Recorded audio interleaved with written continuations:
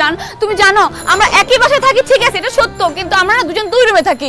ও ওর সাথে আমি কোনো কথাই বলি না, ও আমার সাথে কোনো কথা বলে না। আমি ওর চেহারাই দেখি না জান, বিশ্বাস করো জান। গুরুজনরা বলেছেন মিথ্যা বলা মহাপাপ। এই তুমি মিথ্যা কথা কেন বলতেছো? ভাইয়া আপনি জানলে অত্যন্ত খুশি হবেন যে আমরা দুজন একই রুমে থাকি, পাশাপাশি সিট, মাঝখানে একটু ছোট্ট জায়গা আছে। রাতেও? অবশ্যই, দিন রাত 24 ঘন্টা দুজন একসাথেই থাকি। ও মাগো, আর বললেন না ভাই, আর নিতে পারতেছি না। আর একটু শুনলে আমি একদম হার্ট অ্যাটাক করে এখানে মারা যাবো। এই বাটপার, এই চিটার, তোর উপর আল্লাহ ঠাড়া মারবো, আল্লাহ গজব পড়বো। জান জান তুমি ভুল বুঝতেছো জান, আমাকে জান, আমাকে মাফ করে দাও জান।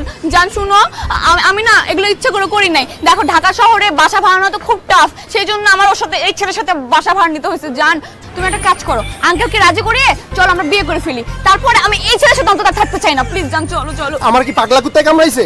তুমি এই ছেলেটার সাথে একই বাসায় একই রুমে ঘুমাও, তারপরে এত কিছু জানার পর আমি তোমাকে বিয়ে করব? আমার মাথা খারাপ, আমি তোমাকে জীবনে বিয়ে করব।